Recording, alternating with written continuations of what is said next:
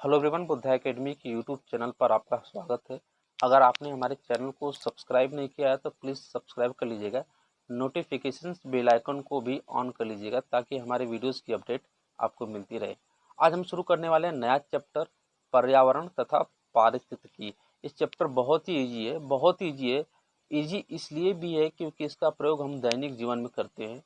आसपास जितने भी जीव होती हैं उनके साथ जो भी घटनाएं घटती हैं वो पारिस्थितिकी तथा पर्यावरण के अंतर्गत आती हैं। वातावरण में जो भी घटनाएं घटती हैं वो पारिस्थितिकी तंत्र के अंतर्गत आती हैं, पर्यावरण के अंतर्गत आती हैं। ठीक है, तो सबसे पहले आज का हमारा टॉपिक है पारिस्थितिकी तंत्र। पारिस्थितिकी तंत्र आप लोगों ने बहुत सारी किताबों में बहुत सारे डिफिनेशन पढ़ा होगा, लेकिन आज तक आप लोग को समझ में नहीं आया कि पारिस्थितिकी तंत्र होता क्या है। तो सबसे पहले हम एक समझ बनाते हैं पारिस्थितिकी तंत्र के बारे में। अगर आपका समझ डेवलप हो गया तो आगे आने वाले सभी पॉइंट को आप बहुत बेहतरीन तरीके से समझ पाएंगे। ठीक है, तो एग्जांपल लेते हैं और समझाने की कोशिश करते हैं कि पारिस्थितिकी तंत्र होता क्या है। तो सबसे पहले यहाँ पर एक स्पेलिंग मिस्टेक है, इसको आप लोग सुधार लेंगे। पारिस्थितिकी के बाद छोटा ती रहेगा, उसके बाद की रहेगा। ठीक है, अब आते हैं टॉपिक कि पारिस्थितिकी तंत्र होता क्या है। तो एग्जाम्पल लेता हूँ, फिर 2-3 एग्जाम्पल लेंगे, छोटे छोटे एग्जाम्पल लेंगे और छोटे छोटे एग्जाम्पल लेकर आपको समझाएंगे। ठीक है, कम से कम आप वीडियो अगर आपको बेहतरीन तरीके से समझना है तो कम से कम 10 मिनट तो रहिए, ताकि आपको पारिस्थितिकी तंत्र और पारिस्थितिकी के बारे में बेहतर तरीके से आप समझ पाए। ठीक है, तो मान लेते हैं कोई जीव है, जिसे हम क्या कहेंगे, मानव कहेंगे। आप कोई भी जीव मान लीजिए, ठीक है, जिसे हम मानव कहेंगे। और जब बहुत सारे मानव एक जगह इकट्ठा हो जाएंगे, जब बहुत सारे मानव एक जगह इकट्ठा हो जाएंगे तो इसको हम बोलेंगे जनसंख्या।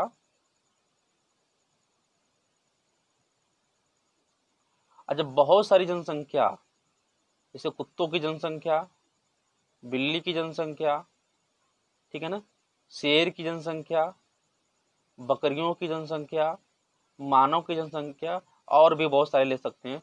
अगर बहुत सारी जनसंख्या एक जगह इकट्ठा हो जाए तो उसको हम बोलेंगे समुदाय, उसको हम बोलेंगे समुदाय। आज समुदाय को हम पर्यावरण के साथ जोड़ देते हैं। देखिए अभी बुक वाली भाषा हम पढ़ रहे हैं, ठीक है ना। जब समुदाय को हम पर्यावरण के साथ जोड़ देते हैं तो ये कहलाता है पर्यावरण या वातावरण के साथ जोड़ देते हैं तो ये क्या कहलाता है, संयुक्त रूप से इकोसिस्टम कहलाता है, यानी पारिस्थितिकी तंत्र कहलाता है। अभी देखिएगा, अभी हम थोड़ा सी बुक वाली भाषा पढ़ रहे हैं, जब हम अपने भाषा पर आएंगे तो आपको बिल्कुल A to Z आपको इस टॉपिक के बारे में मालूम हो जाएगा। ठीक है ना, ये और भाषा इसलिए पढ़ रहे हैं क्योंकि आपके एग्जाम में पूछेगा तो आपका यही भाषा पूछेगा। ठीक है ना, और मेरी भाषा होगी आपको समझने में मदद करेगी। ठीक है, तो समुदाय तथा पर्यावरण को एक साथ हम क्या कहेंगे, इकोसिस्टम कहेंगे या पारिस्थितिकी तंत्र कहेंगे। या फिर ऐसे भी बोल सकते हैं कि वह स्थान जहाँ समुदाय और पर्यावरण मिलता है उसको क्या बोलेंगे, पारिस्थितिकी तंत्र बोलेंगे। या फिर ऐसे भी कर सकते हैं कि वह स्थान जहाँ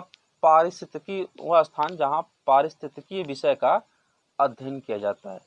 तो आप बोलोगे सर पारिस्थितिकी तंत्र का डिफिनेशन दे रहे हो, अब पारिस्थितिकी का नाम भी ले रहे हो, तो मेरे भाई इतना समझ लेना आप कि पारिस्थितिकी अलग होता है और पारिस्थितिकी तंत्र अलग होता है। दोनों बहुत अलग अलग की चीजें, ठीक है ना। पारिस्थितिकी अलग है और पारिस्थितिकी तंत्र अलग होता है। कैसे डिफरेंट होता है, मैं 2-3 एग्जाम्पल समझाता हूँ लेकर, क्योंकि आपको इसके बारे में समझना बहुत जरूरी है। ठीक है ना, पारिस्थितिकी के बारे में और पारिस्थितिकी तंत्र के बारे में। ठीक है, ठीक है, मैं एग्जाम्पल लेता हूँ, उसके जरिए आपको समझाने की कोशिश करता हूँ क्या होता है पारिस्थितिकी और क्या होता है पारिस्थितिकी तंत्र। जैसे आप देखिएगा यहाँ पर, मान लीजिए कोई तालाब है, ठीक है, मान लीजिए तालाब हमारा है, तालाब है। तालाब में कौन क्या क्या, तालाब में क्या क्या होगा, तालाब में पानी होगा, मछलियां होंगी, ठीक है, मेढक होंगे, शैवाल्स होंगे, और भी छोटे छोटे जीव होंगे। और उसके चारों तरफ क्या होगा, वातावरण होगा। उसके चारों तरफ क्या होगा, अभी हमने पढ़ा था ना, जीव समुदाय तथा पर्यावरण को एक साथ हम क्या बोलते थे, पारिस्थितिकी तंत्र बोलते थे। अब समझिएगा, जैसे मान लीजिए तालाब है, तालाब में क्या है, पानी, ठीक है, पानी में मेढक है, पानी में मछली है, मछली में पानी में शैवाल है, ठीक है। तो मछली का पानी के साथ क्या संबंध है, ध्यान समझिएगा, बहुत इंपॉर्टेंट चीज़ है, बहुत सिंपल एग्जांपल है।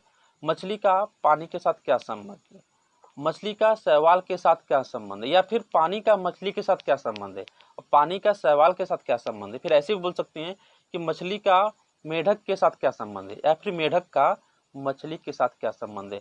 फिर वातावरण में तो लेना है, या फिर तापमान भी होता होगा, तापमान का मेढक के साथ क्या संबंध है, या फिर मेढक का तापमान के साथ क्या संबंध है। जब हम इसका अध्ययन करते हैं, ठीक है, जब हम इसका अध्ययन करते हैं तो क्या कहलाता है, इकोलॉजी कहलाता है। क्या कहलाता है भैया, इकोलॉजी, यानी हिंदी में बोले तो पारिस्थितिकी कहलाता है। लेकिन जिस स्थान पर यह अध्ययन किया जाता है इसको क्या बोलते हैं, इकोसिस्टम कहते हैं। जिस स्थान पर यह अध्ययन किया जाता है उसको बोलते हैं इकोसिस्टम। तो हम मछली का मेढक के साथ क्या संबंध है, हम तालाब में अध्ययन कर रहे थे ना, मछली का शैवाल के साथ क्या संबंध है, मछली का पानी के साथ क्या संबंध है, या फिर मेढक का मछली के साथ क्या संबंध है, मेढक का तापमान के साथ क्या संबंध है। जब इन संबंधों का हम अध्ययन कर रहे हैं तो इसको हम बोलेंगे इकोलॉजी बोलेंगे। और जिस स्थान पर यह अध्ययन किया जाता है उसको बोलेंगे इकोसिस्टम, यानी पारिस्थितिकी तंत्र। अब बहुत समझ में आप लोग को आ गया होगा, ठीक है। एक एग्जांपल और लेता हूं और उससे और आपको बेहतर समझाने की कोशिश करता हूं। ये आई होप इस एग्जांपल से ही आप समझ गए होंगे। एक एग्जांपल और देखिएगा, जैसे मैं जहाँ रहता हूँ, ठीक है ना, मैं गाजीपुर जिले के सैदपुर में रहता हूँ, ठीक है। मेरा एक क्या है, सैदपुर का एरिया है, मेरा सैदपुर का एरिया। तो मैं यह अध्ययन करना चाहता हूँ कि सैदपुर में तापमान कितना होता है, ठीक है ना। सैदपुर में कितना तापमान होता है, अलग अलग मौसम में कितना तापमान होता है, सैदपुर में कितनी वर्षा होती है, सैदपुर में कितनी प्रकार की जीव जंतु रहते हैं, और ये तापमान जीव जंतुओं को कैसे प्रभावित करता है, और या फिर ये जीव जंतु तापमान को, वर्षा को कैसे प्रभावित करते हैं। तब जब हम इसके बारे में अध्ययन करते हैं तो आप कहेंगे कि मैं इकोलॉजी कर रहा हूँ, यानी पारिस्थितिकी विषय का अध्ययन कर रहा हूँ। लेकिन जिस स्थान पर यह अध्ययन हो रहा है उसको क्या बोलेंगे, पारिस्थितिकी तंत्र। तो मैं सैदपुर में कितने प्रकार के जीव थे, ठीक है, कितनी वर्षा होती थी, कितना तापमान था, तो जब इनका एक दूसरे के साथ अध्ययन करते हैं तो एक कहलाएगा पारिस्थितिकी कहलाएगा। और जिस स्थान पर क्या अध्ययन करेंगे उसको क्या बोलेंगे, पारिस्थितिकी तंत्र। तो किस स्थान पर मैं अध्ययन कर रहा था, इस पूरा ये मान लीजिए हमारा सैदपुर मार्केट है, तो सैदपुर मार्केट के बारे में मैंने अध्ययन करा था। सैदपुर क्या कहलाएगा हमारा, सैदपुर हमारा जो कहलाएगा वो इकोसिस्टम कहलाएगा। और जितने भी सैदपुर में जीव आते हैं उनके बीच में अध्ययन करेंगे, और फिर जीवों का वातावरण के साथ अध्ययन करेंगे तो एक क्या कहलाएगा, आपका पारिस्थितिकी कहलाएगा, ठीक है ना। तो आई होप आपको बेसिक आपको समझ में आ गया होगा, ठीक है। अब देखिएगा, पारिस्थितिकी तंत्र का मतलब होता है क्षेत्र से होता है, स्थान से होता है। और पारिस्थितिकी तंत्र एक ग्लास के बराबर का भी हो सकता है, और एक पारिस्थितिकी तंत्र प्रशांत महासागर के विशालतम रूप का भी हो सकता है, ठीक है।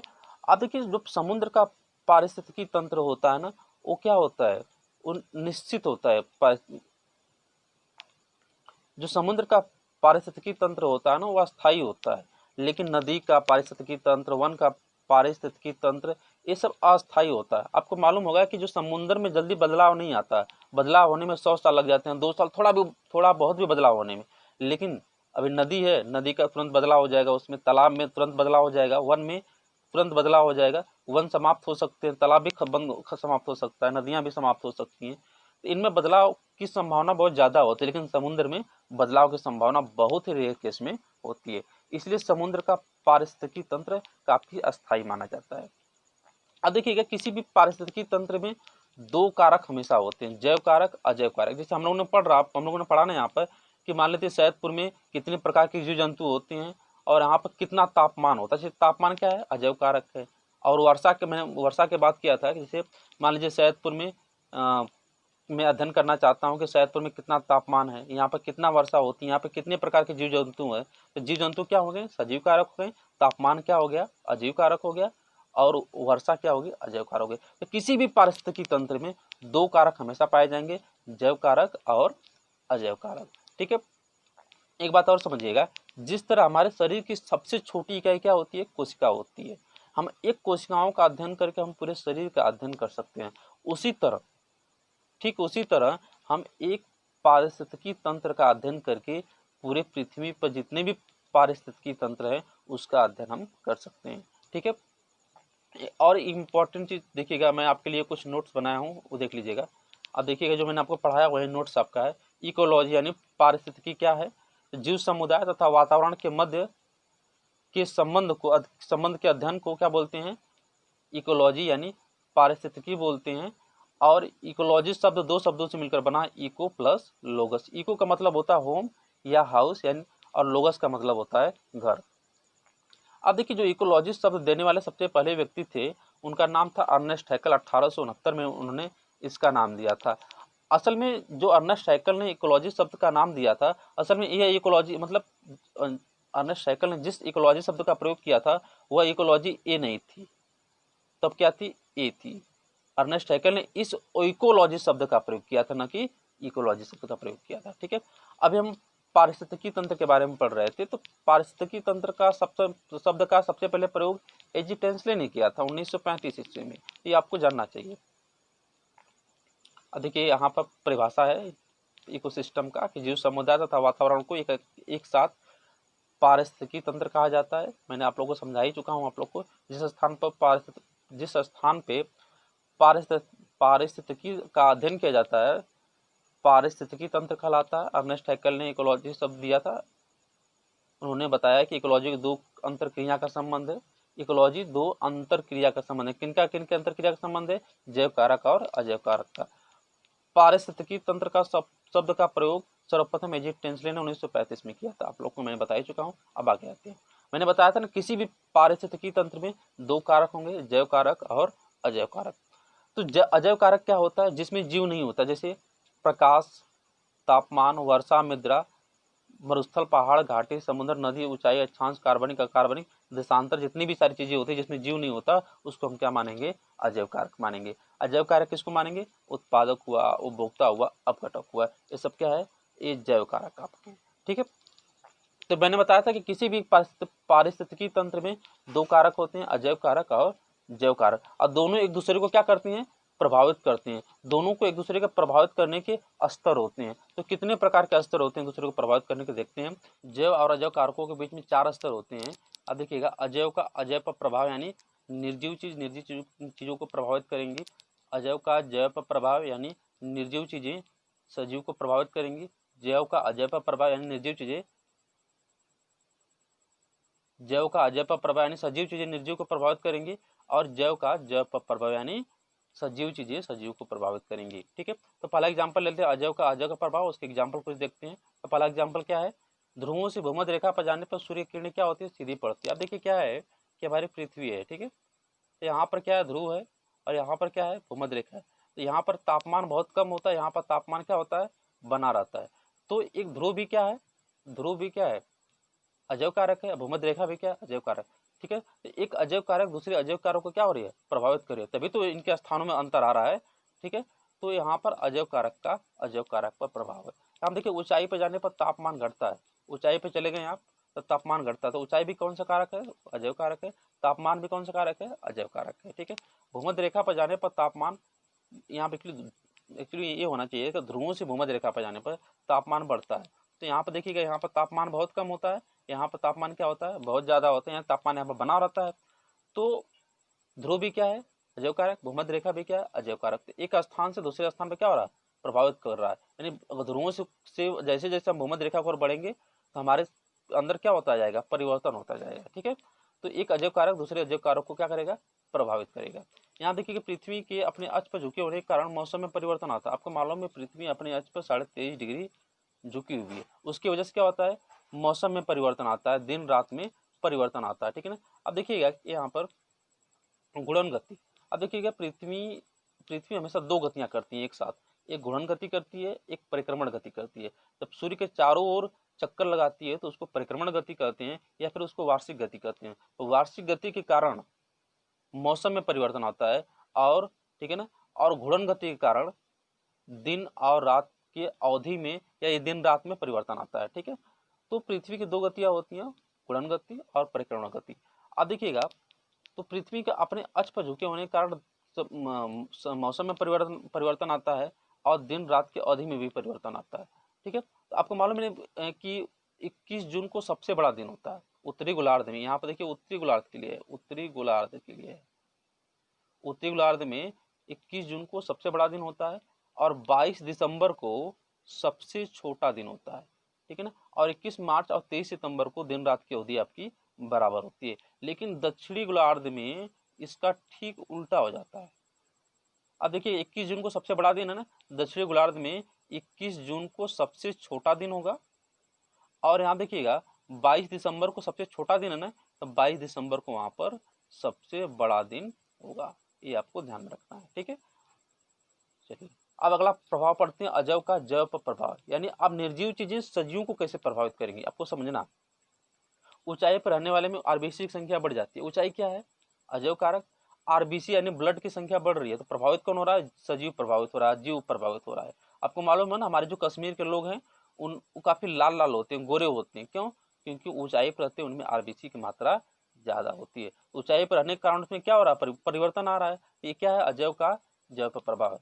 अब ध्रुवों से भूमध्य रेखा को जाने पर स्किन का रंग गाढ़ा हो जाता है। आपको मालूम है, मैंने बताया था कि यहाँ पर क्या है? ध्रुव है, यहाँ पर भूमध्य रेखा है। तो जैसे हम ध्रुवों से भूमध्य रेखा की ओर जाएंगे तो वहाँ पर तापमान हमेशा बना रहता है। तापमान अधिक होगा तो हमारी स्किन कलर क्या हो जाएगी? हमारी स्किन की जो परत है वो मोटी हो जाएगी। अब मोटी इसलिए भी हो जाएगी क्योंकि जो खतरनाक किरणें निकलती हैं पराबैंगनी के रूप में, उससे हमारे शरीर को, हमारी त्वचा को नुकसान ना हो, ठीक है। इसलिए इसको हमारी स्किन का कलर का मोटा होना जरूरी है। यहाँ देखिए अनुकूलन। अनुकूलन भी अजैव कारक का जैव कारक पर प्रभाव। अनुकूलन क्या होता है पहले समझ लीजिएगा कि मौसम के अनुरूप या परिस्थितियों के अनुरूप, उसके परिस्थितियों के अनुरूप अपने आप को ढाल लेना क्या कहलाता है? अनुकूलन कहलाता है। जैसे अभी गर्मी का मौसम है, हम लोगों ने क्या किया? पतले कपड़े पहने हैं, ठीक है। अगर ठंडी का मौसम आ जाएगा तो हम लोग क्या करेंगे? ऊनी कपड़े पहन लेंगे। तो हम लोग मौसम के अनुसार अपने आप को एडजस्ट कर रहे हैं, तो ये क्या है? अनुकूलन है। जैसे हम लोग देखते हैं हमारे जो घर के आसपास जो पेड़ पौधे होते हैं उनकी पत्तियां काफी चौड़ी होती हैं और उन पेड़ों की जो गहराई होती है, जड़ों की गहराई होती है, कम होती है। लेकिन वहीं रेगिस्तान में चले जाएंगे तो जो पत्तियां होती हैं वो पत्तियां कांटों का रूप ले लेती हैं और उनकी जड़ें बड़ी गहरी होती हैं। तो पत्तियां कांटे का रूप क्यों लेती हैं? ताकि जो देखिए रेगिस्तान में सबसे बड़ी दिक्कत क्या है? पानी की दिक्कत है। यानी पेड़ पौधे जीव जंतु सबको पानी बचाना है। इसीलिए पेड़ पौधे क्या करते हैं कि जो पत्तियां होती हैं कांटों में बदल देती हैं ताकि पानी का उत्सर्जन न हो सके। और जड़ें गहरी इसलिए होती हैं क्योंकि उनकी जड़ें पानी के खोज में अंदर तक जाती है, इसलिए उनकी जड़ें क्या होती हैं? गहरे होती हैं। इसलिए रेगिस्तान में जो पौधे पाए जाते हैं उनको जीरोफाइट कहा जाता है, ठीक है। अब देखिएगा एक अजैव कारक ऐसा है जिसको बोलते हैं तापमान। एक तापमान सजीवों पर ऐसा ऐसा प्रभाव डाल सकता है उसकी आप कल्पना नहीं कर सकते हैं। जैसे पहला एग्जाम्पल देख सकते हैं कि तापमान के कारण जीवों में लैंगिक निर्धारण होता है। अब देखिए इंसानों में क्या होता है? इंसानों में लड़का होगा या लड़की होगा उसके माता पिता के गुणसूत्र पर निर्भर करता है। लेकिन कुछ प्रजातियां जैसे सांप और मगरमच्छ की कुछ ऐसी प्रजातियां पाई जाती हैं उनमें नर होगा कि मादा होगा न उनके माता पिता के गुणसूत्र पर निर्भर नहीं करेगा, बल्कि उस समय के तापमान पर निर्भर करेगा। मान लेते हैं कि मगरमच्छ का अंडा है, उसमें जीव बनने वाला है।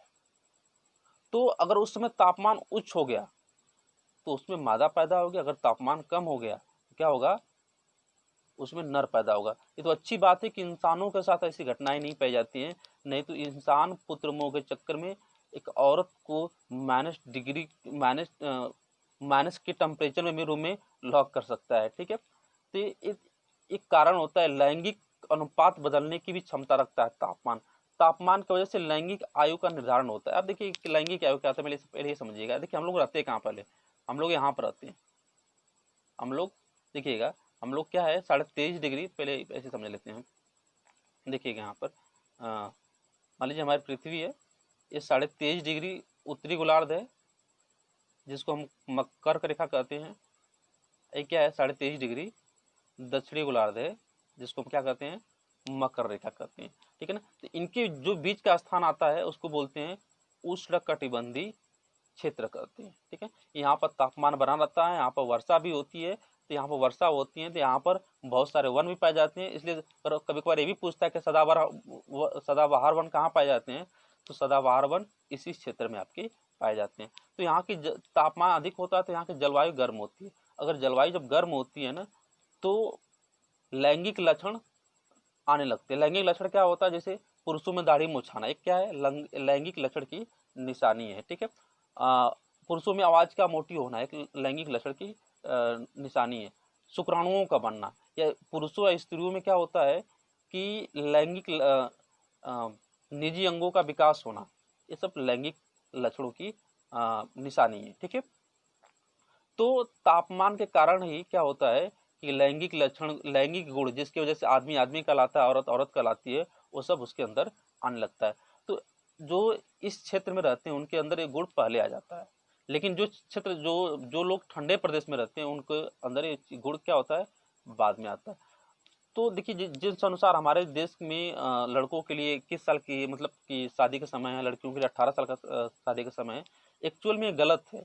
हमारे हमारे जिस जलवायु में हम रहते हैं उसके अनुसार ये गलत है, लेकिन भारत में क्या है कि जनसंख्या इतनी ज़्यादा वो है, इसीलिए ये कानून बनाया गया। ठीक है ना, अगर भविष्य में मान लेते हैं जनसंख्या कभी कम होगी तो शादी की उम्र कम की जा सकती है। शादी की उम्र कम क्यों होगी, क्योंकि भाई आपकी अगर लैंगिक गुण सबसे पहले आएंगे तो शादी भी सबसे पहले तो होना चाहिए। ठीक है, इसलिए शादी की उम्र की बढ़ा दिया गया भारत में जनसंख्या की वजह से कि 18 और 21 कर दिया गया है। ठीक है ना, तापमान एक ऐसा कारक होता है जिसकी वजह से हम जीवों को दो कैटेगरी में बांट सकते हैं। देखिएगा, विषम तापी और समतापी। तो विषम तापी किसको कहेंगे पहले समझिएगा, वे जीव जिनका तापमान वातावरण के तापमान के साथ बदलता रहता है। अगर वातावरण का तापमान अगर 10 डिग्री है तो उनके तापमान, उनके शरीर का भी तापमान कितना होगा, 10 डिग्री होगा। अगर वातावरण का तापमान 20 डिग्री है तो उनके शरीर का भी तापमान कितना होगा, 20 डिग्री होगा। तब तो आप कहोगे यार ये तो जीव बहुत अच्छे होते होंगे, इनको। अब देखिए, अगर वातावरण का तापमान 20 डिग्री, आपके शरीर का भी तापमान 20 डिग्री, इसका मतलब ये हुआ कि उस जीव को न तो ठंडी न तो गर्मी का एहसास होगा। ठीक है, तब कहोगे यार हम लोग को भी ऐसा होता तो हम लोग मतलब ऐश की जिंदगी जीते, न ठंडी के प्रॉब्लम न गर्मी के प्रॉब्लम। तो बस इतना समझ लीजिए भाई, ऐसे जीव होते हैं ना, न तो अधिक ताप पर रह सकते हैं, जिंदा रह सकते हैं, न तो निम्न ताप पे जिंदा रह सकते हैं। ठीक है, अब देखिए यहाँ पर बेसिक समझिए, विषम तापी क्या होते हैं, ऐसे जीव जिनके शरीर का तापमान बाहरी तापमान के साथ बदलता है। पक्षी और स्तनधारियों को छोड़कर सारे जीव क्या होते हैं, विषम तापी होते हैं। मैंने बताया था ना, ऐसे जीव जिनके शरीर का तापमान बाहरी तापमान के साथ क्या होता है, बदलता है, तो क्या ऐसे जीव क्या कहलाते हैं, विषम तापी कहलाते हैं। तो पक्षी और स्तनधारियों को छोड़कर जितने भी जीव होते हैं सब क्या होते हैं, विषम तापी होते हैं। जैसे उभयचर में जैसे मेढक, मछली, मच्छर, सांप, मगरमच्छ, ये सब क्या है, विषम तापी होते हैं।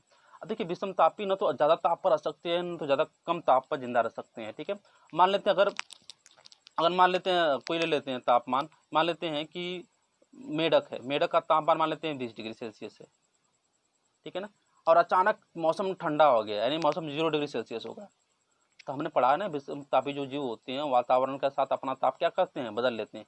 अब देखिएगा, 20 डिग्री सेल्सियस उसके शरीर का तापमान था, अभी तापमान, वातावरण का तापमान क्या हो गया, 0 डिग्री सेल्सियस। तो अपना तापमान मेढक क्या करेगा, 0 डिग्री सेल्सियस बनाएगा। अब देखिएगा, तापमान अचानक बहुत कम हो गया तो अपने शरीर को ऊष्मा जल्दी जल्दी निकालने लगेगा, और इतना जल्दी ऊष्मा निकालेगा कि उनके शरीर की अंदर की क्रियाएं, जैसे उत्सर्जन तंत्र, रक्त परिसंचरण तंत्र, ठीक है, श्वसन तंत्र, एंजाइम काम करना बंद कर देंगे। एक प्रकार से वो क्या हो जाएगा, बर्फ के समान एक प्राणी, मतलब बर्फ के समान एक प्राणी हो जाएगा। उसमें कोई चेतना की भावना उसमें नहीं होगी, एक मरे हुए के समान वहाँ पर वो पड़ जाएगा। आप लोगों ने देखा होगा कि ठंडी के मौसम में अक्सर जो सांप होते हैं ना बाहर निकलते हैं तो काफ़ी अचेत अवस्था में पाए जाते हैं, उसमें हिलाने डुलाने पर भी उनमें कोई हलचल नहीं होती है। तो उनमें एक विषम तापी की घटना ही पाई जाती है। तो वो अचानक अपने घर में यानी बिल से बाहर जब निकलते हैं तो अचानक वो मौसम के अनुसार अपने आप को बदल नहीं पाते हैं। जैसे मान लेते हैं उनके बिल का तापमान मान लेते रहा होगा 25 डिग्री सेल्सियस, अब बाहर निकल गए तापमान हो गया 2 डिग्री सेल्सियस, तो अचानक तापमान उनका कम हो गया।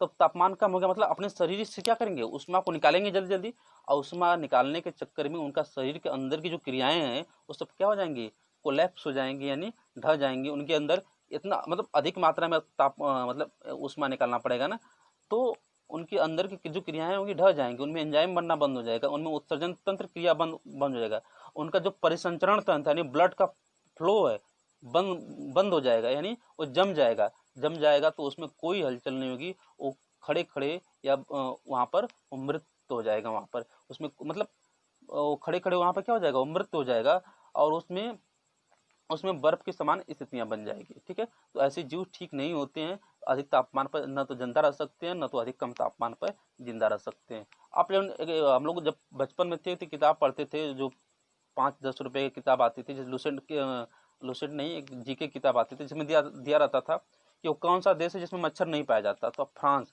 तो फ्रांस में भाई ठंडी बहुत कम होती है। ठंडी क्या होती है, बहुत ज़्यादा ठंडी होती है, बहुत ज़्यादा ठंडी होती है। इसीलिए वहाँ पर क्या होते हैं, मच्छर नहीं पाए जाते हैं। वो निम्न तापमान पर सर्वाइव नहीं कर पाते। जैसे हम लोग गाँव में कहते हैं कि अधिक गर्मी होगी या अधिक ठंडी होगी तो मच्छर मर जाएंगे। एक्चुअली में मच्छर मरते नहीं है, वो जाकर छुप जाते हैं, वो चालाक होते हैं। ठीक है, तो विषमतापी के बारे में आपने समझ लिया। अब आते हैं समतापी। समतापी में जैसे हम लोग समतापी हैं, तो हम लोग का अगर तापमान 37 डिग्री सेल्सियस है तो पूरे हमेशा वो 37 डिग्री सेल्सियस ही वो बना रहता है, उसका तापमान कम अधिक नहीं होता है। जैसे पक्षी हो गए, पक्षी कभी क्या है, समतापी है, और हम लोग भी क्या है, समतापी। हमारा तापमान भी क्या होता है, 37 डिग्री सेल्सियस वो फिक्स रहता है। अब देखिए तापमान के कारण शरीर में परिवर्तन आते हैं। अब देखिए जैसे मैं यहाँ पर बात कर लूँ, यहाँ पर क्या है, ये जो क्षेत्र है उष्णकटिबंधीय क्षेत्र या इसको सदाबहार वन क्षेत्र भी कहा जाता है। तो यहाँ पर देखिएगा, यहाँ पर ध्रुव है, यहाँ पर ध्रुव है, तो यहाँ पर मान लीजिए भालू, यहाँ पर भालू पाए जाते हैं उनका शरीर छोटा होता है, उनकी पूंछें लंबी होती है। लेकिन जो यहाँ पर भालू पाए जाते हैं उनका शरीर बड़ा होता है, उनकी पूंछें छोटी होती है। इन तापमान एक ऐसा ताकत रखता है जिससे किसी सजीवों के शरीर में परिवर्तन कर सकता है। ठीक है, तापमान इतना प्रभावी होता है सजीवों पर। अब आते हैं जैव कारक का अजैव कारक पर प्रभाव, यानी अब सजीव चीजें निर्जीव चीजों को क्या करेंगे, प्रभावित करेंगे। अब देखिए प्रदूषण, प्रदूषण क्या है, अजैव कारक। प्रभावित कौन करता है, हम लोग, यानी हम लोग कौन है, जैव कारक, यानी जैव कारक का अजैव कारक पर प्रभाव। वैश्विक तापन, यानी वैश्विक तापन मतलब पृथ्वी का तापमान बढ़ना। तो हम लोग ज़्यादा से ज़्यादा इंडस्ट्री लगाते हैं, उसकी वजह से क्या होता है, कार्बन डाइऑक्साइड निकलता है। और कार्बन डाइऑक्साइड मुख्य रूप से वैश्विक तापन के लिए जिम्मेदार गैस है। ठीक है ना। ओजोन परत का क्षरण, तो हम लोग ज़्यादा से ज़्यादा रेफ्रिजरेटर का प्रयोग करते हैं, ठीक है ना, एसी का प्रयोग करते हैं, जिसमें से क्या निकलता है, क्लोरोफ्लोरोकार्बन निकलता है, जो ओजोन परत की मोटाई को कम कर रहा है। आपको मालूम है कि यहाँ पर दक्षिणी गोलार्ध में ओजोन परत की मोटाई में सबसे ज़्यादा कमी पाई गई है। इसलिए यहाँ पर ऑस्ट्रेलिया महाद्वीप, वहाँ पर लोग जो रहते हैं उनके अंदर स्किन कैंसर के पेशेंट ज़्यादा मिल रहे हैं इसी कारण। ठीक है, क्योंकि जो पराबैंगनी किरणें निकलती हैं ना, अगर शरीर पर पड़ गई तो कैंसर का ही रूप ले लेती हैं। ठीक है, देखिए क्या है खनन। खनन क्या है, यानी खुदाई करना। खुदाई करने से क्या आता है, बाढ़ की जैसी संभावना आ जाती है, भूकंप जैसी संभावना आ जाती है, ज्वालामुखी जैसी संभावना आ जाती है। ठीक है ना, तो खुदाई कौन करता है, हम करते हैं। और खनन क्या है, खनन की वजह से क्या आता है, जो भूकंप आता है, ज्वालामुखी आती है, ठीक है, बाढ़ की संभावना बढ़ जाती है, वहाँ पर जल प्रदूषण की मात्रा बढ़ जाती है। तो ये सब क्या है, अजैव कारक है। अब प्रभाव किसकी वजह से हो रहा है, हमारी वजह से हो रहा है। तो जैव कारक का अजैव कारक का ये प्रभाव है। वन विनाश, तो वन विनाश क्या है, आप कहोगे सर वन विनाश तो वन तो जीव होते हैं और हम विनाश कौन करता है, हम ही करते हैं, तो ये तो जैव का जैव प्रभाव हुआ ना। तो आप कहेंगे, मैं कहूँगा बिल्कुल सही बोल रहे हैं आप, ये जैव का जैव भी प्रभाव है। लेकिन जब वन विनाश कर देंगे तो उसके बाद उस जगह की मिट्टी का क्या होगा, जो मिट्टी वहाँ की उपजाऊ थी, क्या उपजाऊ रह पाएगी, नहीं रह पाएगी। क्योंकि अगर वहाँ पर देखिएगा, अगर मान लीजिए यहाँ पर वन लगा है, यहाँ पर मिट्टी निकल गई, वहाँ पर वन निकल गया, वन कट गया, तो यहाँ पर जो मिट्टी होंगी ना, वो कट कर वो बह जाएंगी, यानी जो उपजाऊ मिट्टी थी वो बह जाएगी। जब उपजाऊ मिट्टी बह जाएगी तो वहाँ पर किस रूप में धारण कर लेगा, वो मरुस्थल के रूप में वहाँ पर धारण कर लेगा। ठीक है, तो मरुस्थल क्या हो गया, अजैव कारक। प्रभावित कौन कर रहा है, हम कर रहे हैं, यानी जैव कारक, यानी जैव कारक का अजैव कारक पर प्रभाव। चलिए आप पढ़ते हैं जैव का जैव पर प्रभाव, यानी सजीव चीजों को प्रभावित करेंगे। यहाँ देखिएगा शिकार करना। शिकार करना मतलब क्या होता है, जब किसी दूसरे जीव को हम क्या करेंगे, मारेंगे। जब हम किसी दूसरे जीव को मारेंगे ना, जैव विविधता की हानि होगी। और वर्तमान समय में जैव विविधता की हानि दुनिया की सबसे बड़ी हानि मानी जाती है। जब भी इस टॉपिक को हम लोग पढ़ाते हैं तो एक पक्षी के बारे में जरूर बताते हैं। एक पक्षी हुआ करता था जो मॉरिशस में रहता था, जिसका नाम था डोडो पक्षी। वो गुलर के वृक्ष पर रहता था और गुलर के बीज को ही खाता था। जब सऊदी अरबिया से शेख लोग जाते थे शिकार करने के लिए, तो बेचारा क्या करता था, अपनी आंख बंद करके बैठ जाता था। तो सोचता था कि जब हम इनको नहीं देख पाएंगे तो इनकी हिम्मत कहाँ कि हमें देख पाए। परिस्थितियां ऐसी उत्पन्न हुई कि कुछ सालों के बाद वो डोडो पक्षी विलुप्त हो गया। उसके विलुप्त होने के 30-40 साल बाद गुलर के पौधे भी क्या हो गए, विलुप्त हो गए। जब वैज्ञानिकों ने अध्ययन किया तो पाया कि जो गुलर का बीज होता था, उसका ऊपरी आवरण बड़ा कठोर होता था। ऊपरी जो आवरण था बड़ा कठोर होता था। और डोडो पक्षी क्या करता, जब इसको खाता था तो जब बीज इसकी आंत में जाता था तो ऊपरी परत को पचा लिया जाता था और जिससे उसके अंदर पानी जाता था। जब पानी जाता था तो बीज क्या होता था, अंकुरित होता था और पुनः गुलर के पौधे के रूप में उत्पन्न होता था। जब डोडो पक्षी ही नहीं रहा तो वृक्ष कहाँ से रहेंगे, और कोई पक्षी तो इसको खाता नहीं था, ठीक है ना। इसलिए डोडो पक्षी के जाने से गुलर के वृक्ष को का खत्म हो जाना इस जैव पर प्रभाव है। अब जरा कल्पना करिए, हम लोग शेर को बाघ के लिए अलग अलग अभ्यारण्य बना रहे हैं उनके सुरक्षा के लिए। जरा कल्पना करिए, अगर जंगल से शेर को या बाघ को निकाल दिया जाएगा तो क्या होगा। तो जितने भी गाय हैं, भैंस हैं, बकरी हैं, ये सब क्या करेंगी, अपनी हाथी हैं, ये अपनी संख्या क्या करेंगी, अधिक से अधिक बढ़ाएंगी, अधिक से अधिक बढ़ाएंगी जनसंख्या अपनी। और ये लोग खाते क्या है, घास खाएंगे, पत्ते खाएंगे। अब जंगल में क्या होगा, घास होगा, पत्ते होगा। जब ये सब खाना शुरू कर देंगे, एक दिन पेड़ पौधे जो पत्तियां होंगी उनको भी खत्म कर देंगे, घास भी खत्म कर देंगे। और जब पेड़ पौधे की पत्तियां खत्म कर देंगे तो आपको मालूम है कि पेड़ पौधे अपना भोजन किससे बनाते हैं, पत्तियों की सहायता से बनाते हैं। जब पेड़ की पत्तियां नहीं रही तो भोजन पेड़ पौधे बना नहीं पाएंगे। और जब पेड़ पौधे बना नहीं पाएंगे तो एक समय एक ऐसी परिस्थितियां आ जाएंगी कि पेड़ पौधे क्या हो जाएंगे, सूख जाएंगे। जब सारे पेड़ पौधे सूख जाएंगे तो उसमें उपस्थित जो जीव हैं वो भी क्या हो जाएंगे, मर जाएंगे। तो शेर के न होने की वजह से पूरा पारिस्थितिकी तंत्र समाप्त हो जाएगा, ठीक है। तो ये भी क्या है, एक जीव नहीं रहा तो सारे जीव भी खत्म हो जाएंगे। एक सजीव का दूसरे सजीव पर क्या है, एक प्रभाव है, नकारात्मक प्रभाव है, ठीक है। अगला देखिएगा, मधुमक्खी पालन से सरसों के फसल का उत्पादन बढ़ना, जैव पर सकारात्मक प्रभाव है।